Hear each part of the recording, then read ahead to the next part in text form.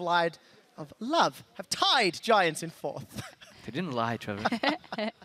It's not always me making the slip-ups. Woo! Anyway, a lot of talk about the comps already. To actually get the team comp graphic up on the screen, but I think you said I could talk about this for hours and hours. We're going to give you a minute. Right, a minute. I'll start off with the Unicorns of Love. Simply, the banning out Twist of Fate is really smart if you want to go for the Ezreal. Simply because Ezreal is a pick that has to go Smite. Usually you go cleanse into Twist of Fate, and that solves like a big issue right there. And the fact that they picked the Rise in the first rotation on the other side shows that they will lack engage. But I also like the response from Elements by putting it mid. Rise will farm mid lane, and Ezreal will farm mid lane, both scale really well, and they have the engage from top. So comp-wise, I think it's pretty even in this game. Anything to add? Well, I mean, Krebo talked about how risky the composition was from Elements in terms of, lacking a wave clear. However, I do feel like it's a smart composition to run double stealth, to set up very easy flanks. You have Nautilus in the top end to guarantee an engage. Problem was, first of all, no Righteous Glory from JWoww. I think that's super weird. You're playing into an AP Ezreal.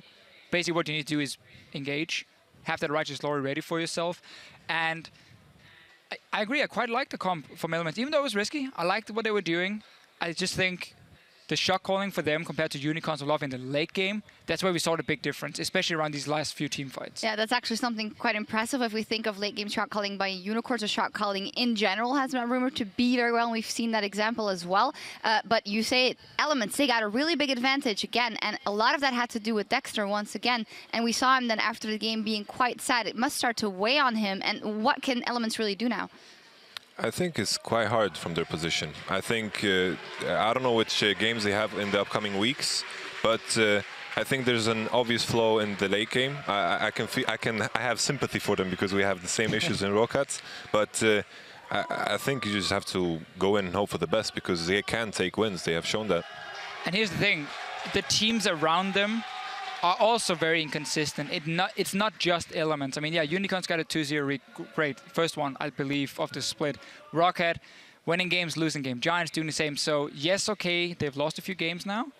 They're still in the race for playoffs. So I feel like as a team, you go back and you take what was great, how did we play out the early game, where did it go wrong, and you just learn from that. I don't think Elements is going to be that down because they still have a pretty good chance of making playoffs. Yeah, they're still playing the Copenhagen Wolves, Fnatic, Gambit, and SK Gaming, so shouldn't let their head down. Some chances in there for them. Finally, though, we haven't touched on the Elise jungle in the, alleged last game for Kiki's in there. It was almost poetic seeing Dexter. He was so sad after that game, and understandably so, and then Kiki's getting an applause from the crowd and stopping on a win. It's kind of sour for that one side, but the Elise, you loved it. Just kidding. I mean, so I think Elise in poke compositions can work really well because of a cocoon. If you can like use it to kite back and you can like single out a target, I like it. Not the biggest fan of Runeglaive. You were talking a lot about it before and how Cinderhawk gives you some scaling to late game. There's always been a problem for Elise. You don't have an ulti. I mean, late game you literally just stun a target and then you just dance around and that's it. Kikis though, once we got to late game as well, we saw some pretty good combos. Like Hillesang would knock up a target, he would then land a stun, and they would time that with the poke. I quite like that, so good coordination at least. Yeah, definitely. I think like the itemization choice, as you just said, is very questionable. I like the Cinderhulk, but besides that, it makes sense. I think when Rexa and Gragas is out of the picture, almost any jungler works, and in this composition, Elise was fine. Yep. And Ezreal power spikes, of course. Well, we're minutes away from our game of the week between the untouched Fnatic and Origen. But before we go, let's hear from Origen's coach, Leduc, who sat down with Pulse earlier today.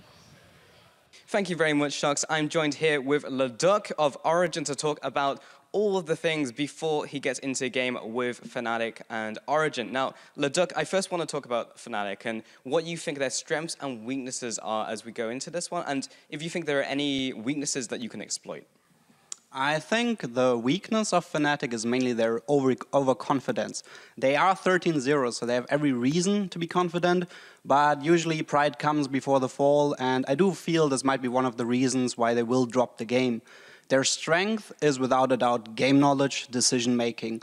I don't think anybody in the entire West right now has anything close to the decision making that Fnatic has. They're always able to come back, they always react with the correct moves, and I feel if you play against Fnatic, you're always learning. They're just one level above everyone. Yeah, they definitely look super strong right now, but I kind of want to turn to your team as well, Leduc, because on social media last week you were talking about inconsistency and how your first draft last week didn't go so well. Have you fixed those issues as we come into this week? I do admit we made a pretty grave draft error in the last game. Kind of everybody blanked. The good thing about if you make a mistake like that, it just burns in your head. Everybody makes sure to remind you that you screwed up. And I don't know, you take it, I think I take it very seriously if a draft is, after all, one of my main responsibilities. So I definitely prepared a ton for Fnatic, and I do feel we have a very good plan coming to our game. Well, best of luck on your game before you hit the Rift, Leduc. Now we're going to shoot it over to a break before we get back to our coverage of Fnatic and Origen. We'll be back right after this. You know when a joke becomes funny? It's when you use it for everything. That's the Reddit approach. Yeah.